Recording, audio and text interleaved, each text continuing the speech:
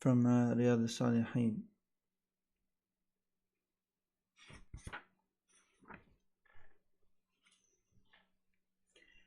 عن ابن مسعود رضي الله عنه أن النبي صلى الله عليه وسلم كان يقول I'm sorry, we already read that one.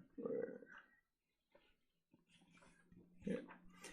عن طارق ابن أشيم رضي الله عنه قال كان الرجل إذا أسلم علمه النبي صلى الله عليه وسلم الصلاة ثم أمره أن يدعو بهؤلاء الكلمات اللهم اغفر لي وارحمني واهدني وعافني وارزقني.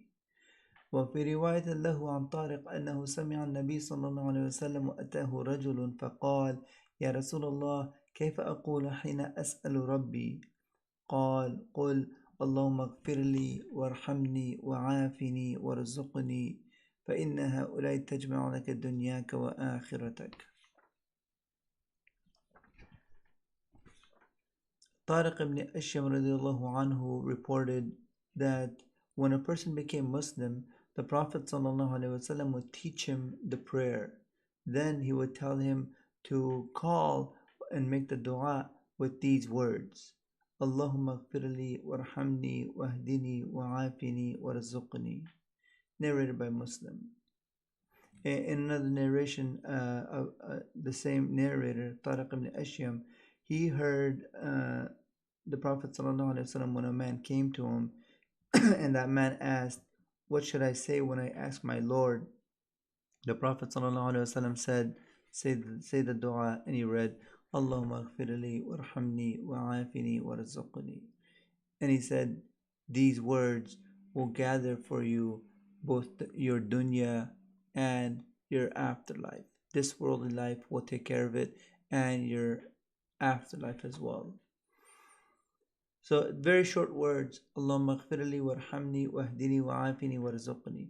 There are longer versions of it in different ahadith.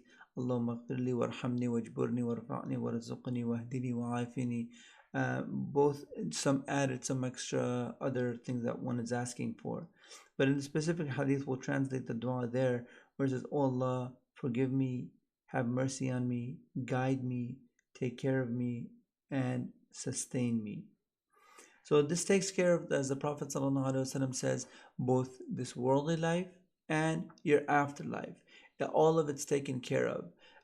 So it's, if you look at just how comprehensive it is, where one is asking for forgiveness, if one is forgiven by Allah subhanahu wa ta'ala, they have no reason to fear anything on the Day of Judgment, because they're forgiven.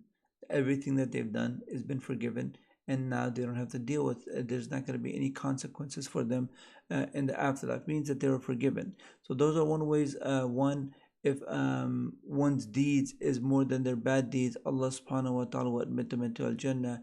If one's good deeds is equivalent to their bad deeds, they will also be admitted into al-Jannah. And those people whose deeds are less, and if they're forgiven, still Allah subhanahu wa ta'ala will admit them into al-Jannah.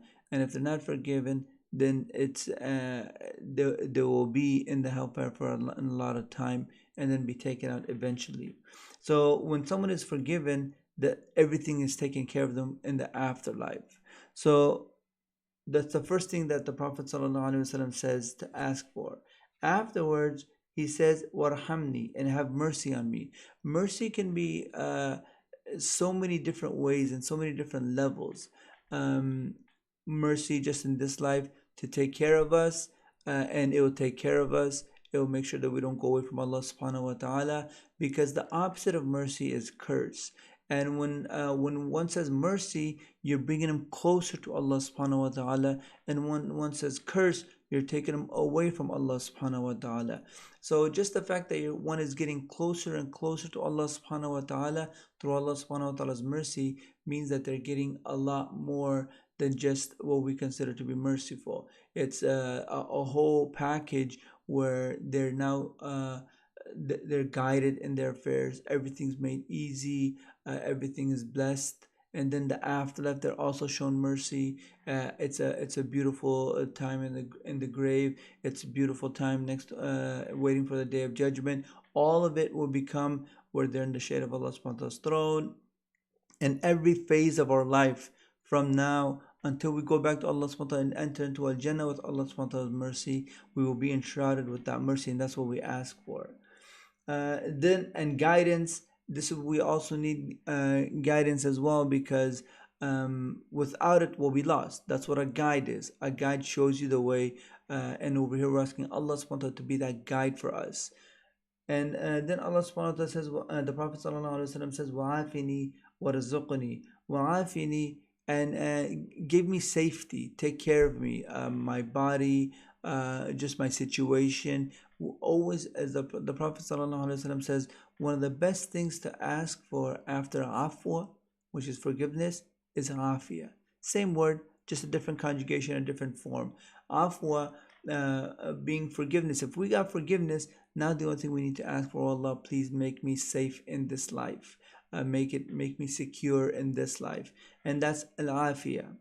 And then finally, the Prophet ﷺ adds, وَرَزُقْنِي, and sustain me. We need all kinds of sustenance in this world. The main one that we normally do is physical sustenance, where it's food, water, just the body for it to keep going the way it is. But we also need spiritual, emotional, all kinds, mental sustenance, where we're taking care from every single angle, and we're just a healthy individual. When we talk to other people, when we're within a community, we're within a group, we're always positive towards everyone, and because we're that healthy, because of Allah subhanahu wa ta'ala's mercy on us.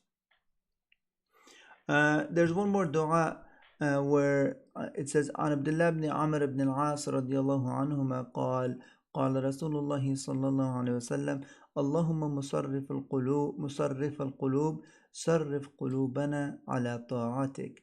رواه مسلم. Abdullah ibn Amr ibn al-As radiallahu anhuma narrates that the Messenger of Allah sallallahu alayhi wasallam said, Allahumma musarrif al-qulub, sarrif qulubana ala ta'atik.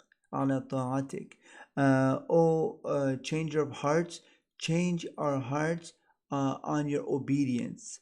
Narrated by Muslim. So this is a dua. It just shows one, Allah subhanahu wa ta'ala's control and authority over everything. Just because we're in a certain place, like where we're praying Fajr Salat, we're reading Quran, we're in a certain stage in our life where we're doing pretty good with with obedience to Allah subhanahu wa ta'ala. We do not want that to ever change, and it can change. So we have to be very careful, and that's why we'd be making dua that, oh Allah, please transform, change my heart to be according to that with your obedience. The hearts are very delicate. Everyone can be, we can easily keep it strong and keep the relationship between another person strong, and through what we do, and we can also destroy it and keep it weak and just make someone hate us because of what we said and what we did. We do not want that diversity and change in that heart. We want it when it comes to the obedience of Allah subhanahu wa ta'ala. When it comes to one another as human beings, it can happen. Sometimes someone breaks your heart. Sometimes someone really fills it with love. It happens that way. But we learn to deal with it. We learn to cope with it. With Allah subhanahu wa ta'ala, we want it to always be filled with Allah subhanahu wa ta'ala's love. We want it to always be where Allah subhanahu wa ta'ala is transforming it, always in bringing it closer to His obedience. And an example of this is if you look at how much Allah subhanahu wa ta'ala's authority is over the hearts of man. In a hadith, it says that the Prophet sallallahu alaihi wasallam said that the hearts of men are like between the two fingers of Allah subhanahu wa ta'ala. He changes it the way He wants. And you can see this example in the story of Musa alayhi salam, when the Pharaoh, Fir'aun, had set out his army to go kill babies, specifically trying to kill Musa alayhi salam. And the one baby that he wanted to kill, Allah subhanahu wa ta'ala brought it to Fir'aun's hands, and in his heart, Fir'aun wanted to kill this child. Even when Allah subhanahu wa ta'ala brought that baby to Fir'aun, and Fir'aun came next to Fir'aun, he actually pulled the beard of Fir'aun and he said, okay, this is the kid I need to kill. But with obviously Allah subhanahu wa ta'ala using his wife as a means and also putting him in a situation, it was actually removed from herself to say that, okay, you know what, maybe it's not that baby. So he didn't kill Musa alayhi salam. But look how Allah subhanahu wa ta'ala changed his heart, where he wanted to kill Musa alayhi salam and he even saw him and he said, this is the baby I need to kill. But then Allah subhanahu wa ta'ala changed his heart, that now he at first he had sent his army to go out and kill Musa alayhi salam. Now he's sending out his army to go find a wet nurse to keep Musa alayhi salam alive. This is how much Allah subhanahu wa ta'ala can switch the situation of the people's heart. Now when it comes to us believing and wanting, that just depends on what we want.